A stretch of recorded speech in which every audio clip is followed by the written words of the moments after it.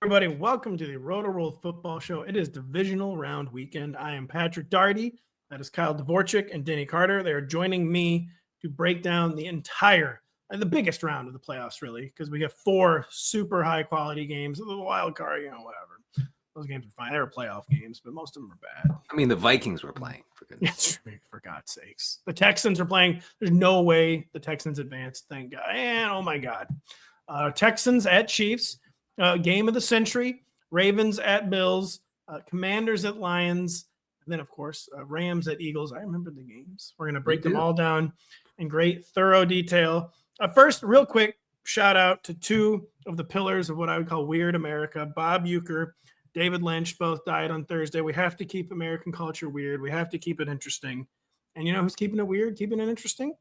The Baltimore Ravens, with the first ever passive-aggressive waiver claim in the history of American sports style. Diontae Johnson, again a Raven. Surely this means he can play for them and contribute, right? Going forward the rest of this postseason.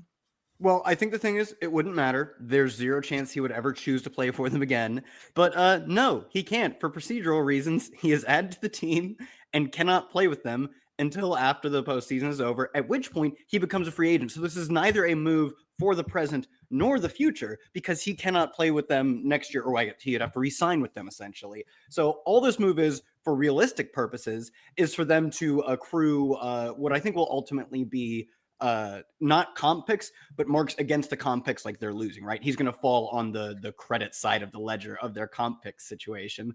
And for him, it means that if any team wanted him in the playoffs to play for them, he cannot do so. They also bar him from playing by him being on their roster. So it's pushing from passive aggressive to almost aggressive. Outright hostile. Yes. It's hostile. Just for folks who don't like grind every part of, every development in the NFL, here's what happened with Diontae Johnson. Okay. We talked about last week, he's released by all these teams during the season. He catches on with the Texans. Texans coaches come out and say, yeah, we're going to establish Diontae in the wild card round. He plays 15% of the snaps against the Chargers. He catches 1 ball on 1 target for 12 yards. He proceeds to go to the locker room as his teammates are celebrating wildly around him. And remember, it's an upset victory over the Chargers. I mean, the Chargers came in favorite. So his teammates are going wild in the locker room, fully dressed in his Texans uniform. Diontae Johnson is sitting at his locker moping openly. And so the team saw that and said, you can pack your bags and leave. And then the Texans immediately made sure, the Ravens immediately made sure that this guy would not see a field for the rest of the season. Yeah, because let's be real. Would he have been? Oh, no, he wouldn't have been claimed by anybody. Were the Chiefs going to claim this guy? The Chiefs were going to claim him and give him 11 targets in the Super Bowl. Yes. Wow. Yeah, so, they're staying, because the Chiefs and Lions were the lower in the waiver claim. So were the Bills. So they did prevent any of their, they all kind of need receiver help. Even the Lions kind of need receiver help, actually. Not passive aggressive. I guess an outright hostile act. Oh, yeah, very good news. I was claimed by one of the best teams in Super Bowl favorites. Surely this is, and I can't ever play football. Look, we said it on Tuesday's show. Diontae Johnson is not good enough to pull this stuff. No. Okay. You gotta be good, and you're not. Does Diontae ever catch another NFL pass? Serious. Yeah, he will. Question. Yeah. You think so? I think so. I say no, to be honest. There's He's been so many cut by awful franchises and good. Been cut by 2 of the best in the Steelers and the Ravens. One of the middling in the Texans. One of the absolute worst in the Panthers. There's not really anyone left. I mean, I guess the Jets, maybe. Yeah, it's the Jets or the Giants, or he's going to catch 45 balls next year for them. I'm sure he's going to get super long with the New York media. I was going to say, he'll be a great fit in that market. Yeah, in New York City. Just a really, really, really good. How do people hide in Pittsburgh, by the way? What, Antonio Brown, Diontae Johnson, now kind of George Pickens. Kinda. First off, what is in the water there? How does it stay under wraps for so long? What a crazy. Well, it's not just them too. It's Martavis Bryant. Chase Claypool's kind of this way. Claypool might have just been bad, right? But Martavis Bryant. Martavis Bryant's a classic, man. He is a classic. I mean, even after they quote let go of Le'Veon Bell, he pretty much instantly flamed out. This is I do think that what they're doing in terms of their analytics for wide receivers is they are measuring diva levels exclusively, which do correlate very well with talent. And all of these guys we've mentioned have had either like true elite peaks like Antonio Brown, or at least flashes of brilliant talent. And of course, the higher you measure diva levels, talent goes up naturally. Those two things are extremely closely correlated. But the ideal outcome is a modest diva, a 75th percentile diva who exceeds by talent. And since they're shooting exclusively for diva levels, they find the best divas and they find a bunch of good players, but they probably overshoot the diva levels, where you want to ideally, you got to have a lot of diva, but you'd love to overshoot the talent. They have that flipped, and they still get the talent out of the players. Like, all of these players have been great for the team for some stretch of time, but it just cannot sustain itself. The diva levels, which they are very good at predicting, are way too high. It is staggering. Plaxico Burress went to jail during his career. That's a Like, great example. What's going on here? It makes me wonder if Puka Nacua is truly elite. He has 0 on. He scores a 0 in the diva metric. I think the proper. I think Denny might actually take umbrage with this. I think the exact proper level of diva level is AJ Brown, because he's still like mostly celebrating, I think, and part of the team. He's bumping up against the limit, but I feel like he's at the 75, 76. Everyone's not getting dangerously close to 80th percentile. I agree. I like, none of his antics are been, I'm not going in the game, or I don't want to play for you next year. His antics, I gotta imagine, are really freaking annoying for the team, but they're never a true problem. They're just an annoyance. And as far as the way that boosts his talent, it undoubtedly makes him a better player. I think, Pat, to your point, they really are pushing, but in a good way, pushing the upper boundaries of the diva levels that are acceptable. And he's nailing it, I think. You want Heath Ledger, Joker, Avies. You don't want Romeo Dobbs not coming to practice for a week. Exactly. You want Heath Ledger and the Avi. That's what you want. That's the appropriate level of diva. That was the appropriate level of non-game talk. We're now getting into the slate. The Chiefs begin their inevitable campaign of your doom as vaguely modest 8.5-point home favorites against the Texans, Kyle. As every social media takesman has now noted, Patrick Mahomes has not attempted a pass since Christmas Day. The Chiefs lost 38-0 in his Week 18 absence. He wasn't the only player who didn't play, of course. The Texans, meanwhile, sprang back to life in their surprisingly convincing wildcard beatdown of the Chargers. Just don't tell Diontae Johnson.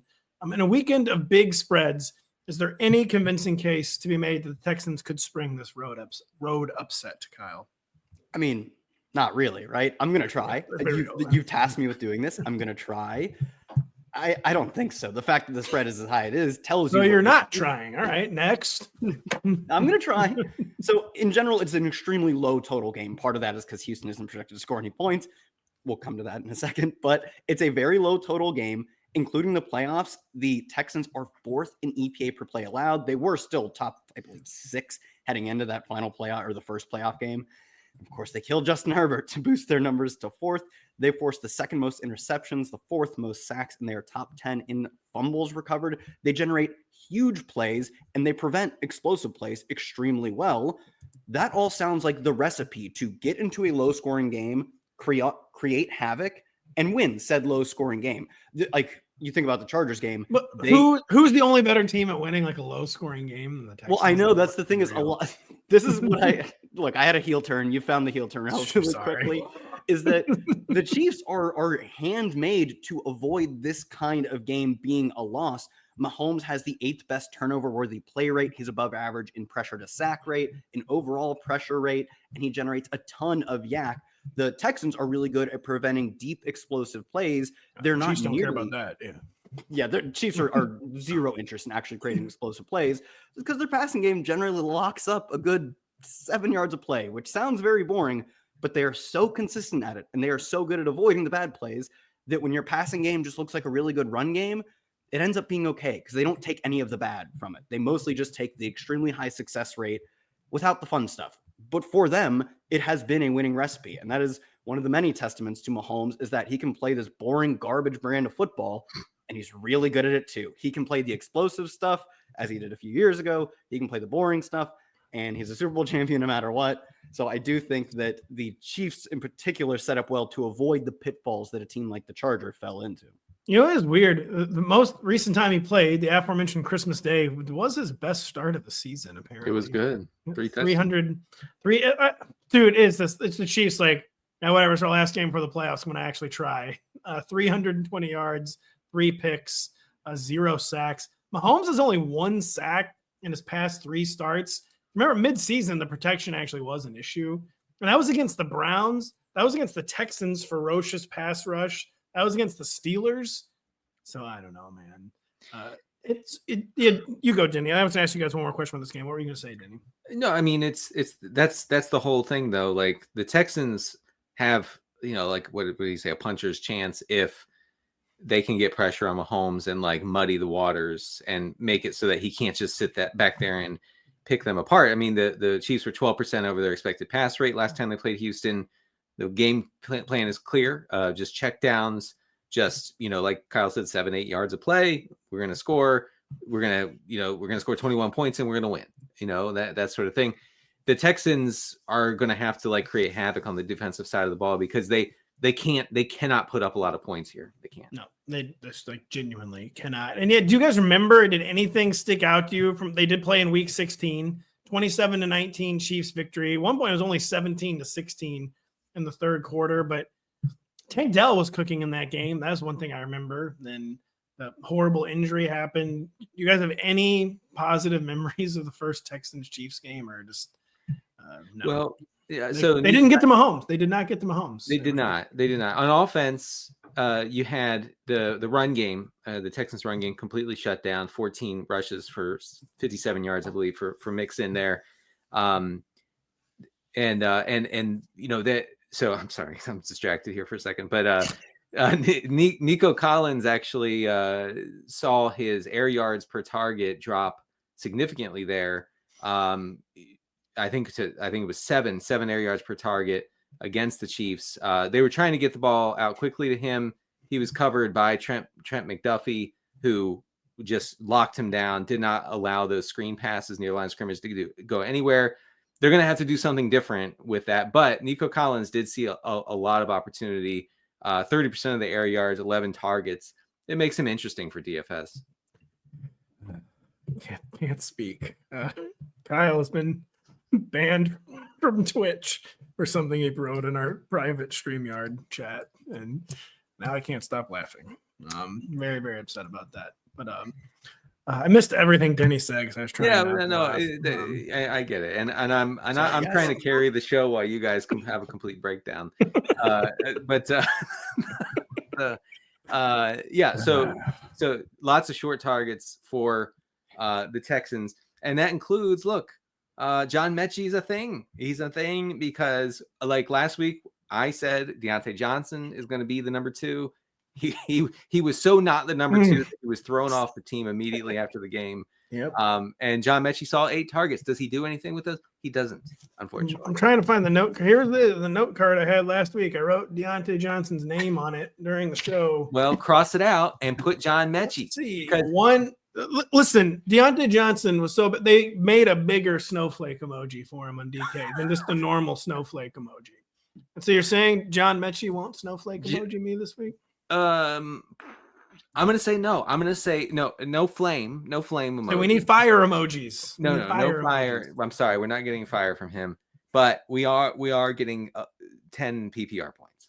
All right. Yeah, there's no way that's happening. Denny, Pacheco is healthy. Hollywood Brown is healthy. Travis Kelce is rested. Very, very critical development. Travis Kelce will be trying. What is the Chiefs' formula going to be?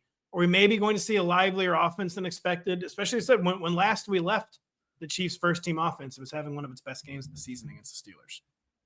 Yeah, I mean, I'll get to the backfield in a second. The insertion of Hollywood Brown into the Kansas City lineup has completely changed the way that they use Xavier Worthy. And the team has said, look, we were waiting for Hollywood Brown to come back so that we could deploy Xavier Worthy in the way that we've done it over the past 2 games, which is a short area pass catcher, kind of like how they used Tyreek after they abandoned the deep ball. That's how they're using Xavier Worthy. I wrote that up in my column, which you can find on the site. Hollywood Brown, though, although he only ran a route on 40% of the team's dropbacks in his 2 regular season games, it's not great. He was targeted on 44% of those routes. So it's very intentional use there for both Xavier Worthy and for Hollywood Brown.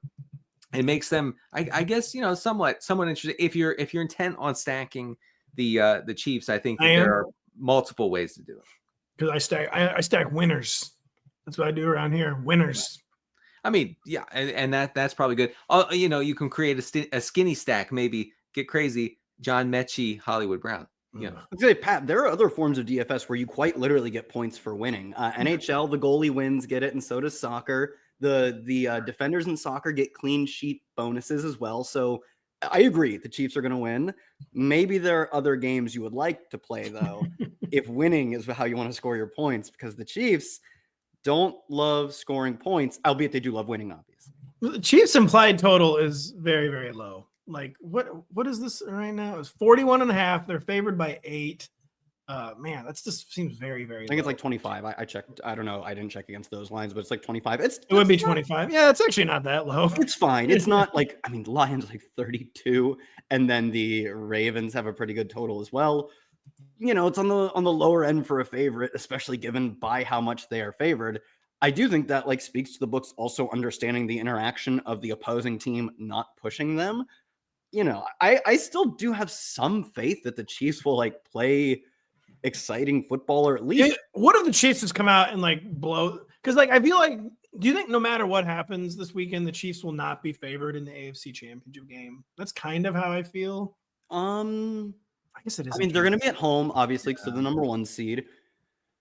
No, I kind of think you're right. I think they will be. I mean, maybe, especially if you scrap home field advantage, if you just write off 2 or 2.5 points, I think they will be underdogs if you control for home field, no matter what happens. I think that is true. If you control for home field, they definitely. I guess they'll maybe still outright be really narrow favorites, but it's not going past 2.5. Adam says they'll probably be slight favorites against the Bills. That does seem correct to me. Vegas can't get over its Ravens addiction. Again, they were favored over the Chiefs in last year's AFC Championship game. The analytics, baby. See where that got you. Oh, yeah, all right. Interesting. Real quick on it, if you are into something weird like stacking the Chiefs in DFS, Noah Gray does not appear to be a real option. The introduction of Hollywood Brown into the lineup has led to far, far fewer offensive snaps with 2 tight ends on the field, which has destroyed Noah Gray's route participation, which has obviously destroyed his role in the offense. He's only been targeted on 8% of his routes over his past 2 games with Hollywood Brown in the lineup. So I think there are ways of getting awfully cute here on a 4-game slate, but I don't think Noah Gray's one. Do you have anything to add to Denny's Texans DFS thoughts, Kyle? He says it's John Mechie season. What's that? Any actual good players? No. I mean, Nico's good, right? You can play Nico. Even in a loss, presumably a loss, he should project fairly well. I really can't do it with Mixon. It's a nearly 9-point underdog situation in which he's not. They don't care about that. They genuinely do not care about that. 32 carries incoming. But he's not. He's been so inefficient over the second half of the year. Doesn't matter. You're signing up for 32, 89, and if you're lucky, a touchdown. Whereas James Cook in a loss, also in a loss, the dude's so good he could run 14 for 140 in a touchdown because he's explosive. He breaks tackles. He gets yards after contact, all of which Mixon has not done over the second half of the season. It was what was it? I believe ankle injury in the 4th or 5th game that. He's an old guy, seemingly sapped whatever juice he had over the first month. He is 28 years old, by the way. Oh, yeah, that's bad. And the NFL, oh, no. As a 27-year-old, I can tell you we are dreading 28. By the way, curious you'd overlook this stat. This is analytics, I would call it. The Texans are 1-0 in postseason history when Joe Mixon gets at least 25 carries for 106 yards rushing. Yeah, interesting. The nerds didn't mention that. They did not. Yeah, no, I can't play him. If you look, that all that means is this: if you hit the 25 carry mark for Mixon, you automatically win. The game is declared over. So if Bobby Slowick wants to win, you will simply feed Joe Mixon. Kyle, any of you diagnose the Chiefs' backfield? Do we feel okay about Isaiah Pacheco?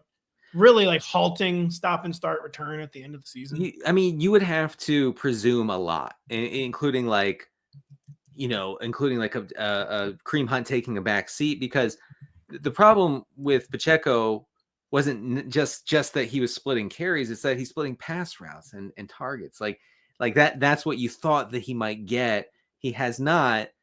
But if you bet on Pacheco, first of all, he's not going to be rostered much at all, considering the other options on the table here. I mean, you have some crazy good running back plays, obviously. So if you make that bet and he gets an increased role, the potential for you to win something is decent. Yeah, Pacheco, man, his over-under, according to Adams, is like 10.5. 10.5 for carries, for rushing attempts. Yeah, for carries. No, for yards. No, that was for carries. I'm just making sure people know. Kidding. No, I know. Man, he didn't average yards per carry, blah, blah, blah. He did not clear 3 in any of his final 3 games. Since returning, his YPC is 3.57, which YPC, deeply flawed stat, suggests a player who's probably not particularly close to 100% health. But now he's had 2 weeks to get healthy. I don't know. We'll see. He would be maybe a pretty good contrarian play. I mean, they're 8.5-point home favorites. Yeah. No, and I do think that Pacheco will probably see a slightly increased role here, but just look, I've studied the film, and my guy, when he's broken into the open field in his first 2 games back, he has not looked like himself. No, he is not. The Bills and Ravens are meeting up for this weekend's Shadow Super Bowl. It's a game so good, it's a crime. It's not the AFC Championship game, but it's not the AFC Championship game because Patrick Mahomes still exists, Denny. Although it's a rematch of a convincing Week 4 Ravens victory, the bookmakers have this game essentially as a pick 'em. So we'll pick sides. Denny, how do the Bills win the latest, greatest game of the century in Buffalo? Establish it and limit big plays. I mean, they're pretty good at doing the latter, limiting the big plays. We have to remember too that when these teams played in Week 4, I believe on NBC, the Bills defense was in shambles. Injuries everywhere in the secondary, linebackers, the front 4, right? So when you have Derrick Henry going ballistic against them, including that really long run, I think in the first series of the game, maybe the first play, that was against a lot of second stringers. They're much healthier now.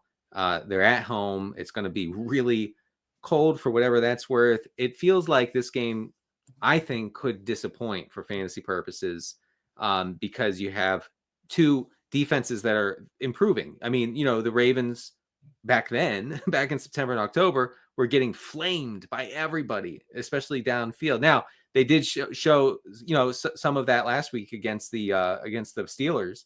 They allowed, I think, 3 long receptions on 5 deep ball attempts against Russell Wilson. So, maybe that means they're regressing a little bit, but these are 2 defenses I think can keep this game pretty low scoring, kind of boring for fantasy purposes. I mean, not to be Mr. Obvious, I do think the true absolute key for the Bills isn't just limiting the big plays, but it's limiting Lamar Jackson's big plays. It's weird. The Steelers kind of made that trade-off too, where they preferred Lamar to be running to Derrick Henry, and that did not work at all. And so that's not good. But the Ravens, the criticism everyone had, especially me last year, was they didn't seize the day in the AFC Championship game. Lamar did not run. They famously abandoned the run. That was most egregious with Lamar, I thought. Lamar got the memo. He was laying his body on the line last week. 15 carries. That was his most in a playoff game in 4 years. I think the Ravens, especially with Zay. What's Zay Flowers' status, by the way? He didn't practice on Thursday. Yeah, it's not happening. I think they're putting it all on Lamar's shoulders. There's no there's no carry restriction or anything. It's however much he wants to run. I think more than any of the big plays down the field, more than Derrick Henry, it'll be about containing Lamar, Kyle. So I said that I'm expecting Lamar to run a lot. Kyle, how do the Ravens win this game? I mean, I think for the Ravens, it's pretty clear you have to win this in the trenches, especially from an offensive blocking perspective. The Bills, as Denny pointed out, were a much improved defense over the second half of the year. They were 21st in pressure rate on the year. That bumped up to 11th over the second half of the season. And they don't blitz a lot. So they get to drop a lot of guys into coverage and still generate a pretty high pressure rate, but they're not an unbeatable team. They're not like, Steelers or Browns where I think like there's not much you can do. You just have to live with the fact that you're going to take pressure. I do think the Ravens can in this game keep a really clean pocket for Lamar. And that's where he's just been unstoppable. Like truly, you cannot beat Lamar if you give him time to throw. He easily led the NFL in yards per attempt. He easily led the NFL in touchdown rate, but he wasn't doing it by being overly aggressive. He had the second lowest turnover-worthy play rate. He was truly the most explosive passer who also happened to make the fewest mistakes possible when he was given a clean pocket. I do think some of that is very clearly how often their receivers and tight ends got open. One of those receivers, Zay Flowers, doesn't look like he's going to play in this game. As Denny pointed out, hasn't practiced all week. Maybe they give him the questionable tag and give him a shot to suit up. It seems unlikely. I think they're going to do that just for gamesmanship purposes. Yeah, I think They've so already too. said he doesn't need to practice to play, but we know that he's probably not playing if he doesn't. Yep, that's exactly how I feel too. So, some of that or sort of explosiveness and the easy button stuff in terms of you have wide receivers who are always open. Some of that's going to be gone, obviously, without presumably Zay Flowers or even with a very limited Zay Flowers. But I still think a lot of those stats are telling us it's just how good Lamar was this year. So I think if they can keep pocket clean and let him sit back and pick this Bills defense apart, it's a good Bills defense, but it's not one that's unbeatable. And I think Lamar's the type of player who can beat them. You mentioned, Kyle, the Bills defense improved down the stretch. It was also very true for the Ravens. It was a very soft slate, but I just kind of wonder, like, hammering the under is the play. Yeah. I mean, I said this last week where I think their defense is better than it was over the first 10 weeks in which they were just about the worst defense in terms of pass defense in the entire NFL. And over the second half, they were just about the best pass defense. The truth is probably somewhere in between. The fact that Russ gets Pickens back and immediately goes out against a Ravens team, which he got killed when he played them without Pickens. Mm-hmm. He gets Pickens back for his second, or I guess it would be his third meeting with the Ravens. Throws for, I think, high 270s, 2 touchdowns, no picks, and has a really strong mark in EPA as well. Makes me think that some of that was schedule-based because I know they played, obviously, Russ without Pickens. Stroud, who played a bad first playoff game. He didn't do a ton to win that game. It's just he faced a worse quarterback. They faced a Tommy DeVito team. They faced a Bailey Zappi DTR team. Those are going to juice the numbers of the defensive stats as well. They also played some good teams, which they handled in there. But do I think they're a top 5 passing defense? No. I think they're a top 10. Well, maybe. No. Maybe top 16. That's kind of where I land too. It's you can't be as bad as you were in the second half and mostly just crush opponents that are bad in the second half and be as good as they were in the second half. It can't be true that they're a top 10 defense. I don't think so. Denny, get in there. It's hard to take away anything from the week 4 game because it was a blowout. There were 9 plays in that game with neutral game script. Okay. I looked strongly into it and you don't know, you don't know what they're going to try to do. The Ravens ended up throwing on 33% of their plays in that game. So, that's not going to happen. I will say though, as far as the matchup goes, it's not great for Buffalo's defense that they play 75% of the time they play zone, right? One of the highest rates in the league. No one has a higher adjusted yards per attempt against zone than Lamar Jackson. He has eaten up zone all year, and I guess could still do it here. There are lots of man zone splits that are going to be a problem for certain defenses on this slate. We'll get into a couple later. I will say too, I feel like Zay has to be one of the primary zone killers, though, and no Zay could be a very big development. And without Zay, last week they played a season high rate of 2 tight ends, which put Isaiah likely season for sure. A lot, right? So he's going to be out there running way more routes than you might think because the receivers. Tylan Wallace was the number 2 receiver for the Ravens last week as far as usage goes. So likely Andrews are in play here as the guys who could get open in the soft spots of this Buffalo zone defense and kind of be maybe a scam depending on the game script. If I were going to make this simplistic, would we say the Bills want it to be a shootout and the Ravens are more on the slog side? I don't know. Dominant rushing attack, missing their number 1 receiver. They're on the road. It's bad weather. The Bills have a good statistical running game.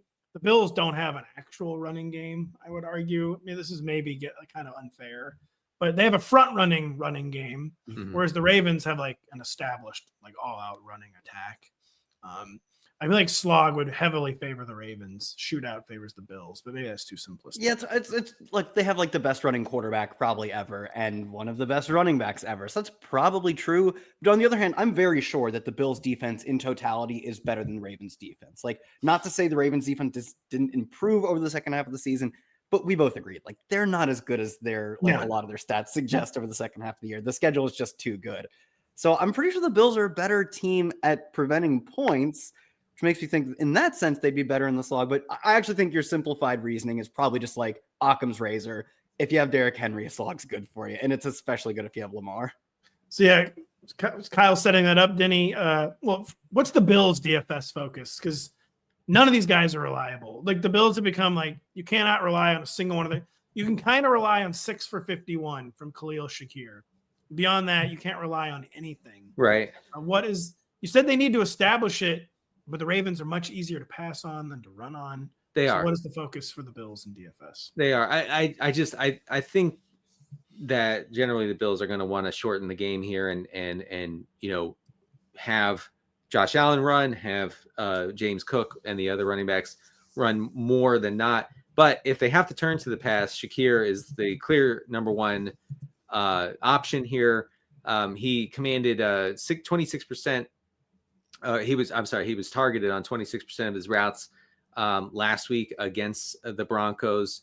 5.5 air yards per target over the second half of the season. That's really good for a PPR scam type player. So we know what we're getting with him. I don't know if there's a ton of upside beyond touchdown based upside, but that goes for everybody.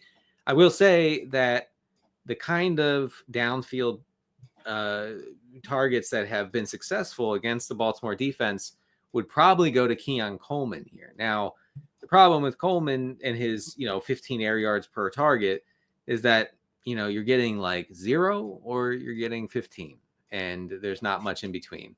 And you're hoping for lots of dropbacks in that situation. But I don't know what to do with Amari Cooper. I don't. Beyond that one, game where he was targeted on half of his route. He's very, very close to reading on the sideline. Yeah. very, very close. He's probably going to bring several books just to see what kind of mood he's in. It's not a book that you could take anything away from. Like, is he reading a John Grisham novel? What is that supposed to mean? Right. Yeah. So I don't know what to do, but I think Keon Coleman is the clear upside play. And then if you think it's going to be a bunch of dink and dunking from Josh Allen, then it would be Shakir and it would be the tight end who had one good game. Mr. Kincaid. Dalton Kincaid. There you go.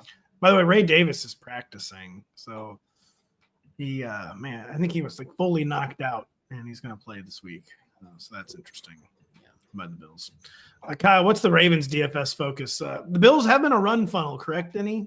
Zay likely out as we see. Slight, but nothing extreme on either end here. Yeah. So what's the Ravens DFS focus then, Mr. Dvorchak? Yeah, as Denny pointed out, I can add some color to this. Assuming Zay Flowers out again, or even very limited, I truly just think Isaiah likely functions as an extra wide receiver. He did last week, 73% of the routes and a 21% target share. Those were top 3 on the entire season for him, both routes and targets. He basically just gets to be an extra wide receiver out there. And Tylan Wallace, who is by the letter of the law, their number 2 receiver, ends up running just shy of 60% of the routes, which puts him in play as a true DFS punt, but he's not an every down player, even as being the team's number 2 wide receiver. So I think we'll see a lot of the very obvious Bateman, the very obvious Mark Andrews, but likely steps in as the extra wide receiver. So, and I guess this might have been just matchup and how the game played out. Justice Hill, 58% of the routes and a 21% target share, tied for a team high in targets. Again, I don't think the Ravens go into the game plan of how do we get Justice Hill the ball? But the more you degrade your talent at wide receiver, the more a check down to Justice Hill becomes a little appealing. So I think you can at least project him for, in a high scoring environment, some deep sort of flex appeal. I will say James Cook appears to be game script sensitive. Ty Johnson, 17 routes last week to only eight routes for James Cook. Josh Allen called Ty Johnson the best third down back in the NFL after the game. Did he really? He did. Felt a little excessive in the praise department. I mean, he made an incredible catch. So listen, it's a good catch. If he had been ruled down, guess what? It wouldn't have been overturned. That's all I'll say.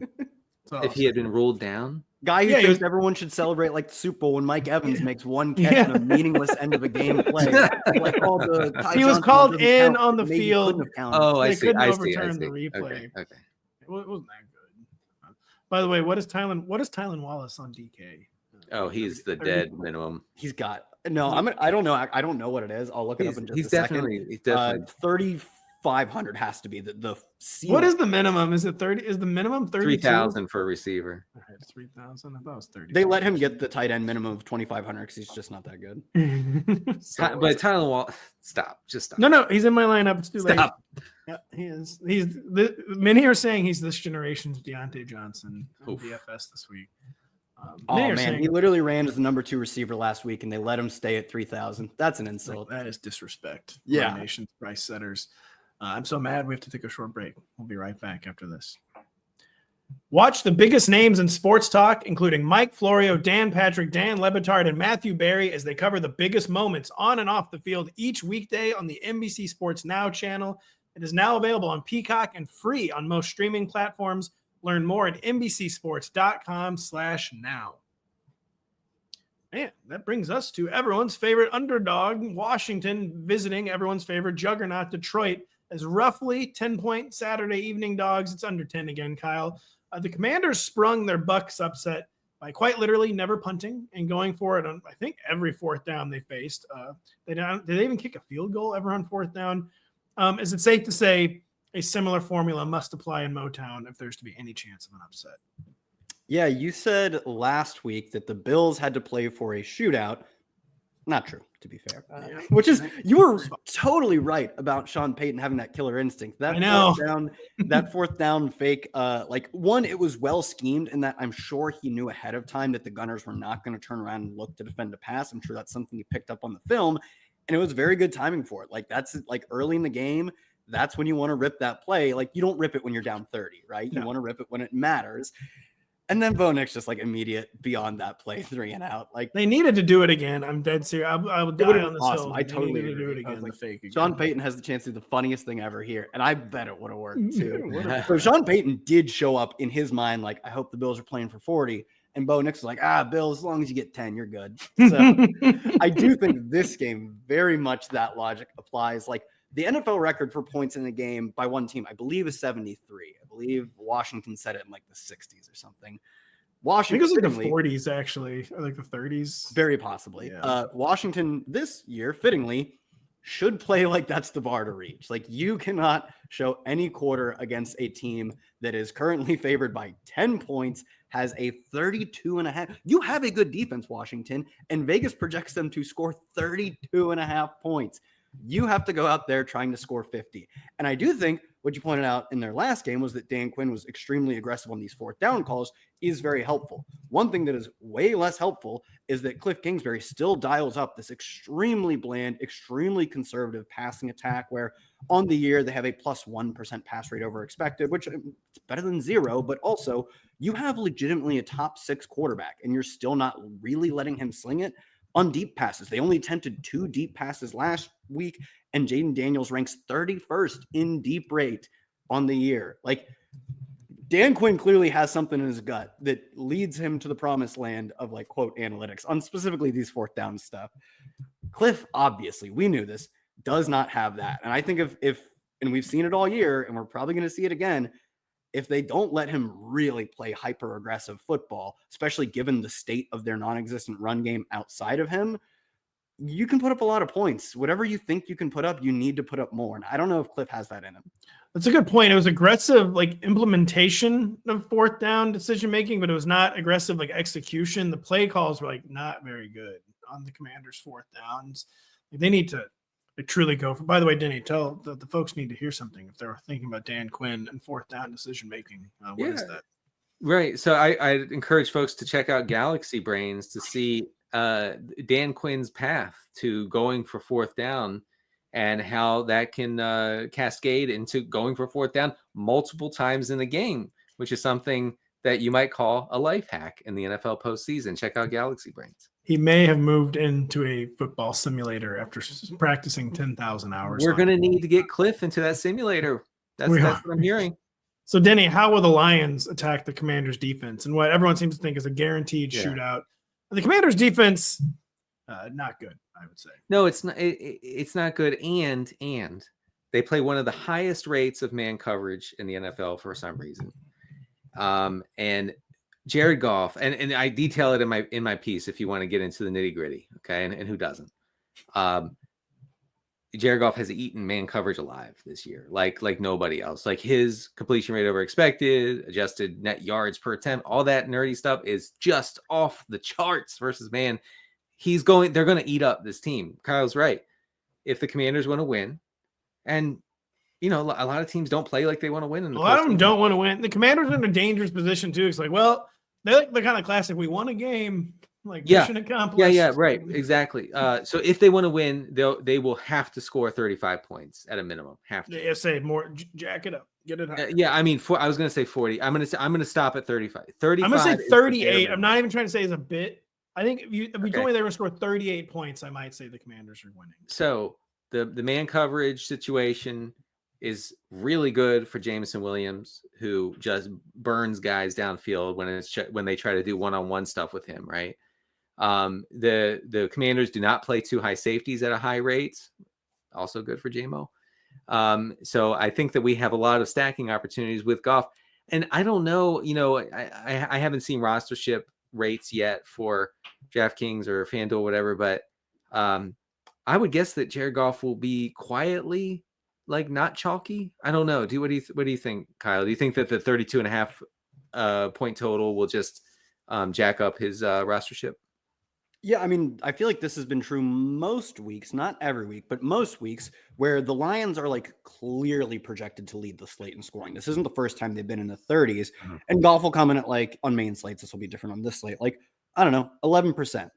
If a more fun quarterback, if Josh Allen was projected to score 32 points, he'd be like, oh, wow, 25% of all lineups on a 12-game slate played Josh Allen. And that just never happens with Goff. I think especially people are afraid of the way the Lions can play in a blowout, but so much of how the Lions play to get to a blowout leads to Goff fantasy points. So really don't care that if they end up winning this game by 10 and it's not a particularly exciting fourth quarter, it doesn't really bother me in how that pertains to Goff's fantasy output. I've fallen for that trap before. I've fallen for the Lions are projected for 30 points. I'm going in on the Gibbs chalk. But I don't. Oh yeah, because guess what? DeMont's back, so they're not passing ever again. But here we have a matchup against the second most pronounced run funnel in the league in Washington, where it feels like the Lions could just get it all done on the ground. But that's not the way this works. No, it is. That is going to be the way this works. If DeMont is back, 40 points, Jared Goff's going to have a nice day. That's what I'm saying. For sure.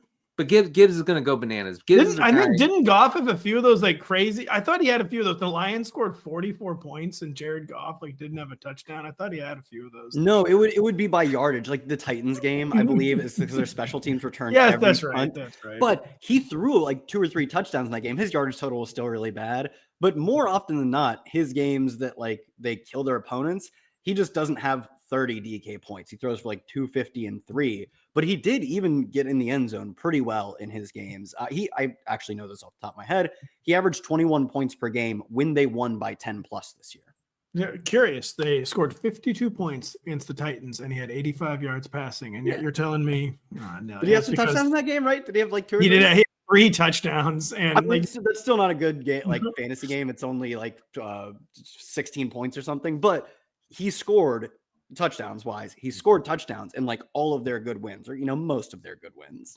The Titans looked powerfully into having never seen a punt before in that game. So kidding aside, DeMont is back, Kyle. How does this change things in DFS? Because Gibbs has been reaving souls, has been genuinely unstoppable since DeMont got hurt. What changes with DeMont back? How many PPR points do you think Gibbs averaged? I believe in just 3 games without DeMont. 27. Denny, you want to take a guess? It's higher. I'll let you know that. Wow.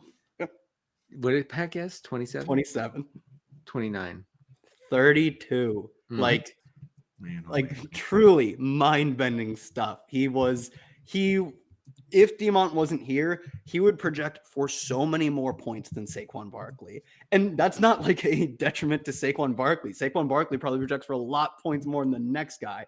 But Gibbs without Demont is like peak CMC levels of GOAT fantasy running back. Maybe they wouldn't play that way over a full 17-game season. They would have contingency plans in the event that Demont is out if they're doing this in August. So I don't want this to be transcribed forward as like, oh, Demont's hurt next year and we can just take Gibbs as the best fantasy player of all time. But this year he was the best fantasy player of all time whenever he didn't have David Montgomery in the lineup. The good news is that he averaged just shy of 20 fantasy points per game whenever they had Demont in the lineup. He was still very good. We saw him get used both at the goal line, still in the passing game. They didn't completely scale back his role like they did as a rookie, where it was very frustrating to see them not use him as much. It was a much more even split in terms of the overall workload and the high value touches. He's still very playable with David Montgomery. I still think he projects for the second most running back fantasy points in the slate, but it changes things. I do think it changes things from him being the locked in, there's no one in his stratosphere type of running back to, yeah, you know, Derrick Henry can outscore him somewhat easily with a long run or two. Does it hurt someone like Sam Laporta too, who's been like cooking much more of late now that it did kind of coincide with Demont getting hurt, actually? I think generally the matchup is not great for Laporta. Like, I'm gravitating toward everybody else on the offense except for Laporta, which might be, you know, to my detriment. I am going to write this down. All right, Laporta, fade Denny, Laporta. I'm writing. Yeah, you got to look. I mean, it's true. Like, on a 4-game slate, you got to get gross. Like, you got to look at a player and be like, oh, God. All right, fine. Wallace. Because everybody's looking at Laporta and going, I guess. Yeah, I thought there was a follow-up thought. No, there's nothing. No, I'm trying to think. You said, like, Denny was saying that, and I had the exact same thought. I'm like Tylan Wallace. Like, are there any players as good to get at like 8% ownership than running 60% of the routes with Lamar Jackson? Like, it's pretty good.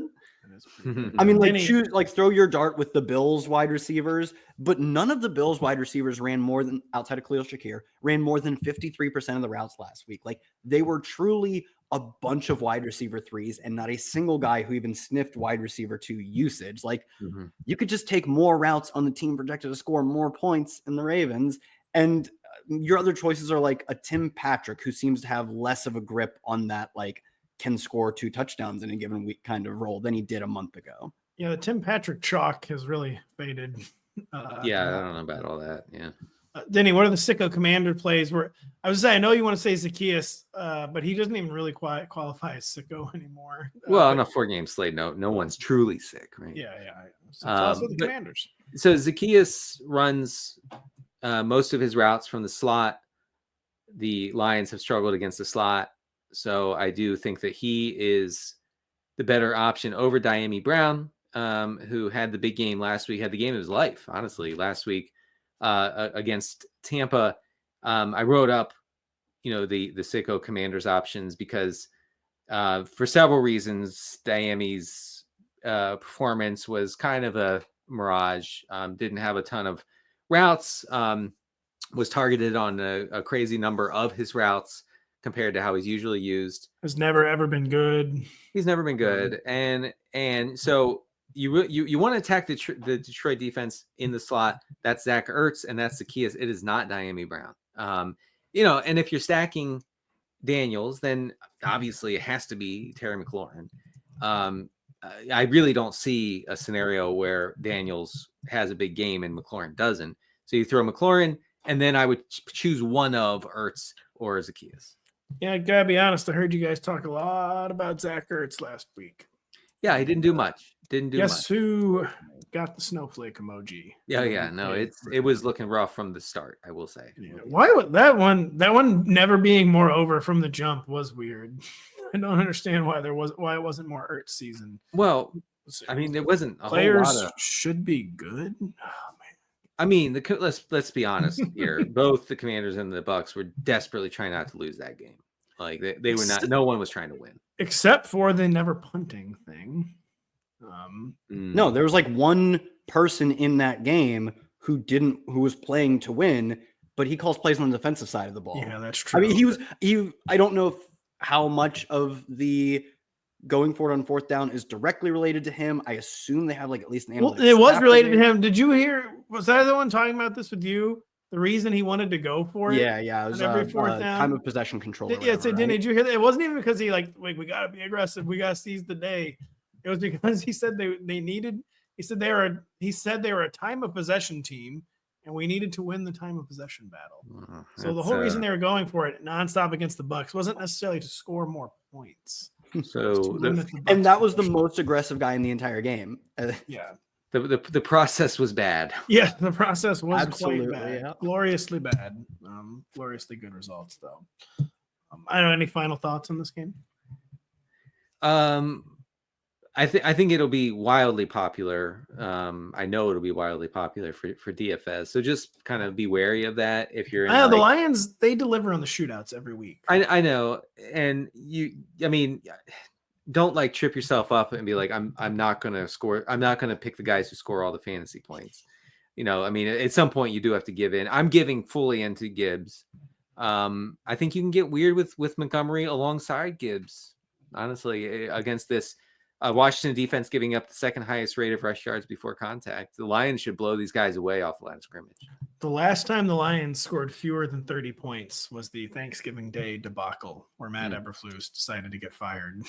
Wow. And they've scored 30 points every game since then. So they scored 24 the week before that, too. Then they scored 56 against the Jags. Oof. Yeah. Thoughts and prayers to our Washington Commanders. The Jags, who did not fire their coach after the game, nor the next game, nor the next game, all the way in perpetuity. Quite something. We will be right back after this.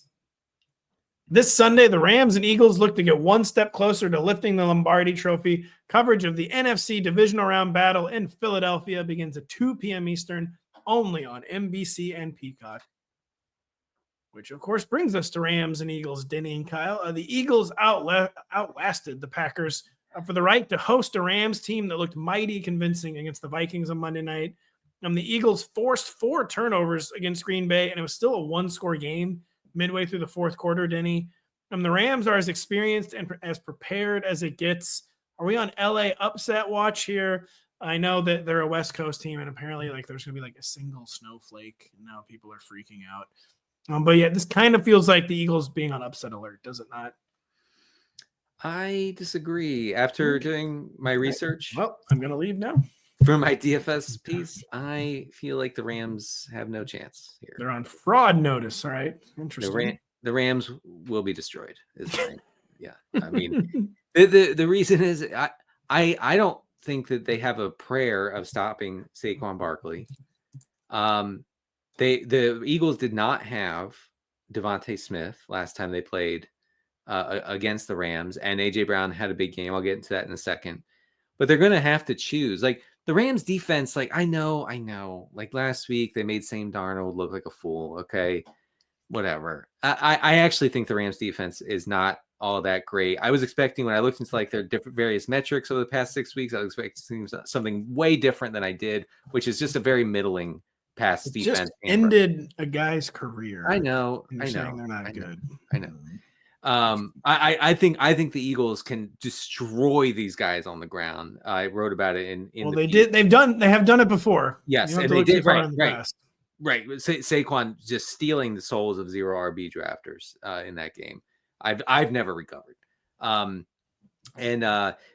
I will say though that can I get into some DFS talk on the Eagles side? Yeah, sure. Okay, real quick. Lots of zone defense played by the Rams.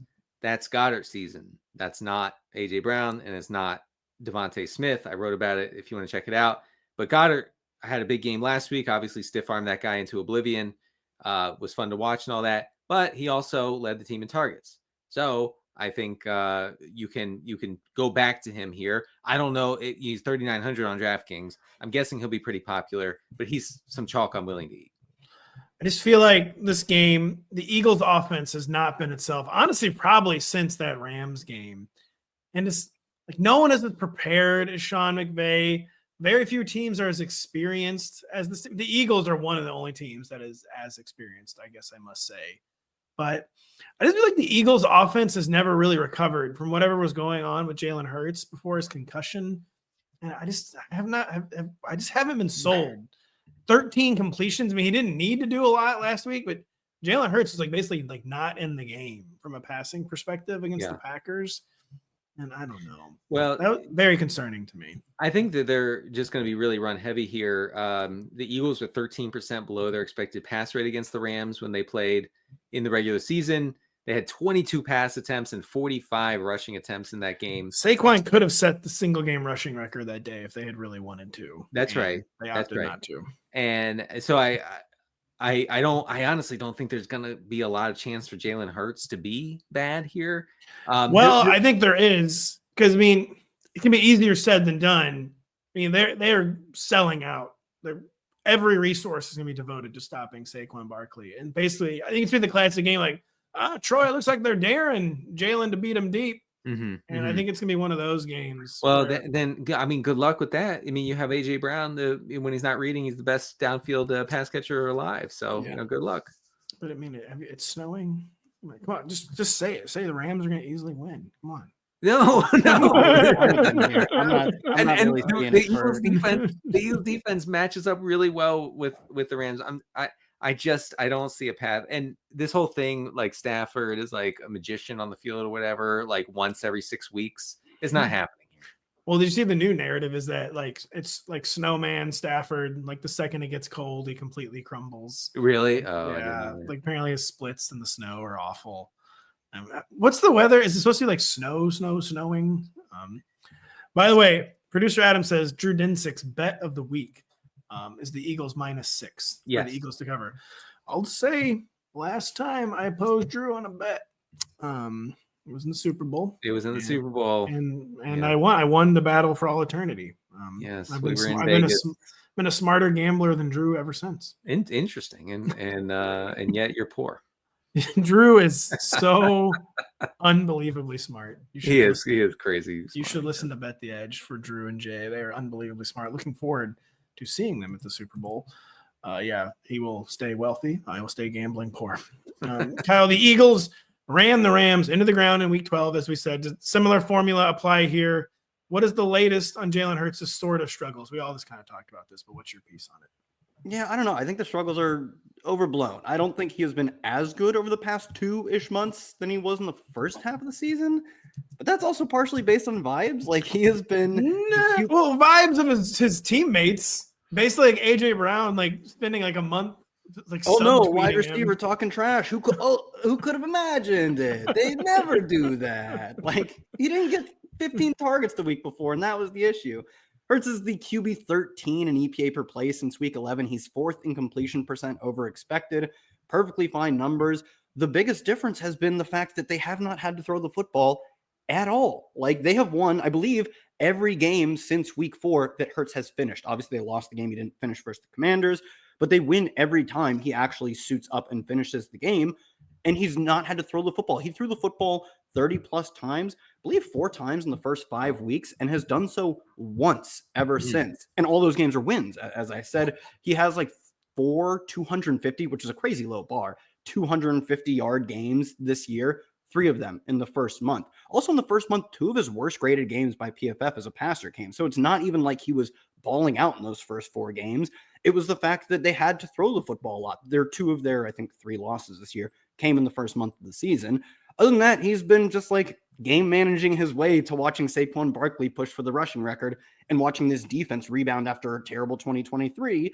Like you can't really put a ton of that on him. There's no games that they've lost over the past 3 almost months, because they've almost lost no games over the past 3 months. You can look at Hurts and say it was his fault. So I'm not awfully concerned. Maybe one interesting note, which is also related to game script, is his deep ball rate has plummeted since the first. It's because they don't trust him, or he's physically compromised. There is something going on. Like there is. Yeah, I mean, when you win every game easily, you don't have to push the ball down the field, though. Like it's hard to disentangle those two. Some of it has not been easy, as you may remember. They got taken like to the limit by the Panthers. Oh no! They barely beat the Ravens. Like, I mean, they beat the Ravens though, but they weren't blowing people out.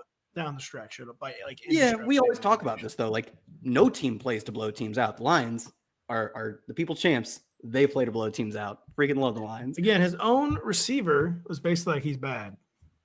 Of course he said that. was He an didn't get interesting targeted data 15 point. times. I thought. That was an Romeo interesting Dobbs data. thought he was a number one receiver. That's Well, what he these was guys right. do. Romeo Dobbs was actually right, judging by his competition. We opened the show with Diontae Johnson leaving the Texans because he was too good for them and should see a bunch of targets.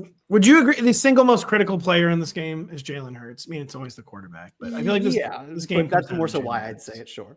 Yes, but I think that the Eagles know how to hide him and have an ability to hide him now that they have.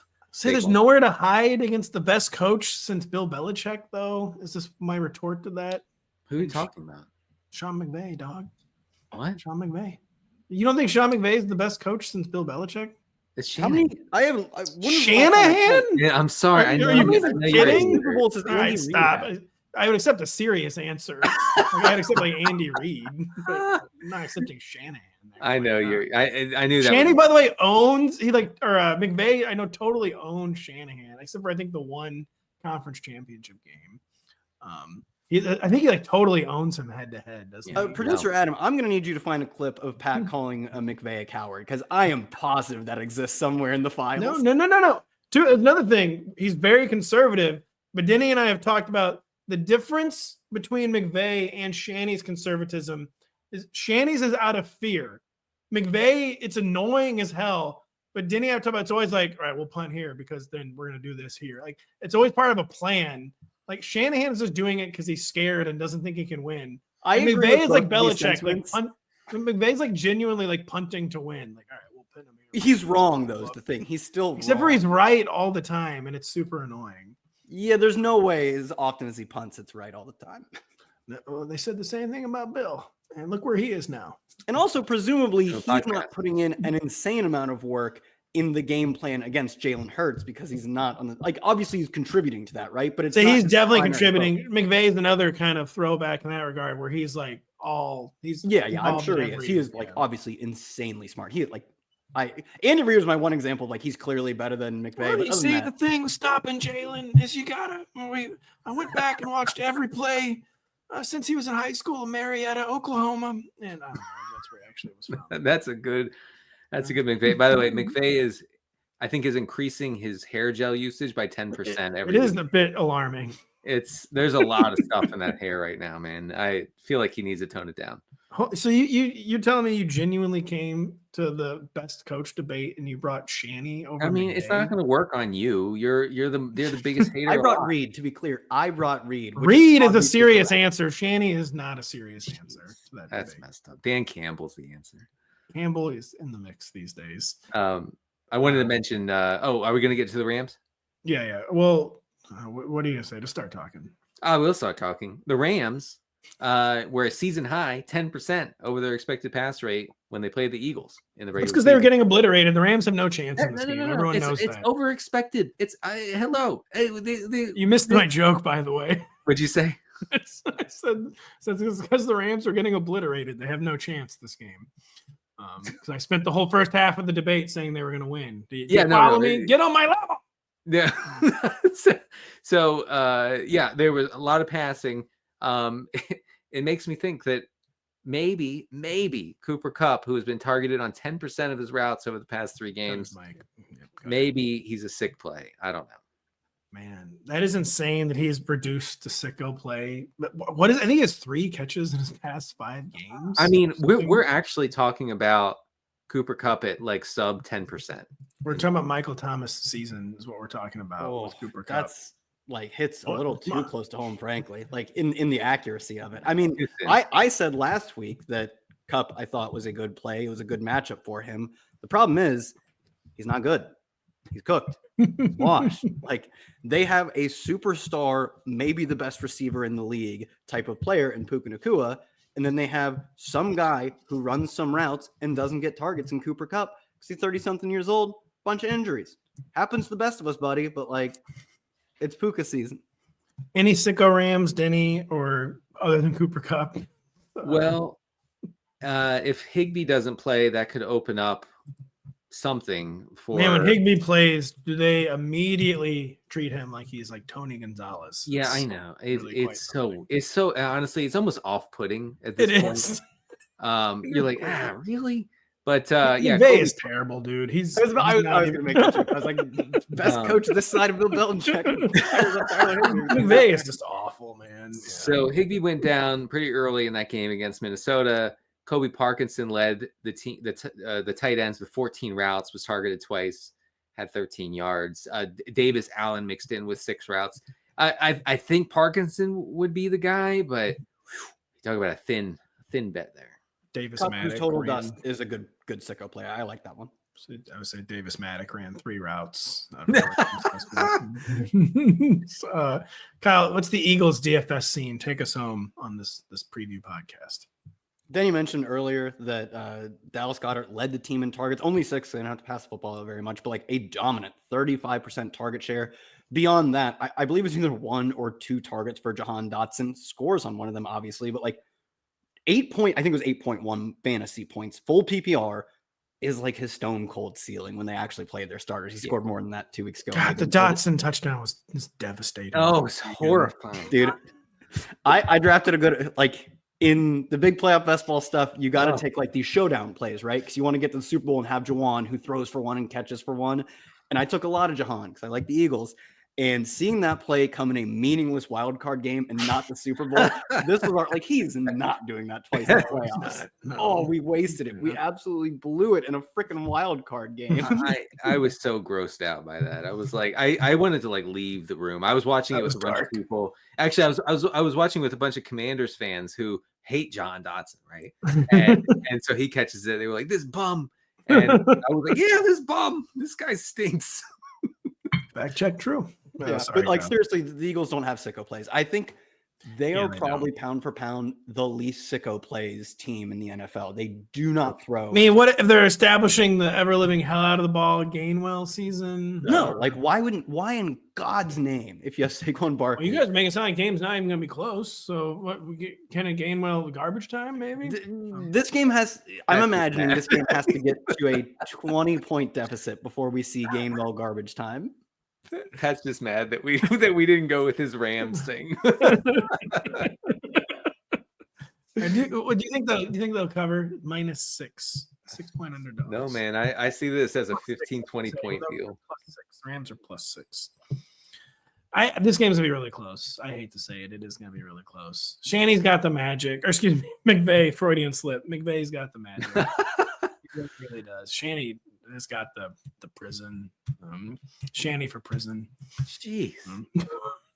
The guy, he's like all of a sudden you like Shanny? You've been going with me all year with the Shanny hating. No. I mean, I get it. Like he doesn't actually ever think that he can win. No, but as far as like designing an offense, nobody's better. I agree. Shanny has 90% of the game at which he does at the highest level as anybody.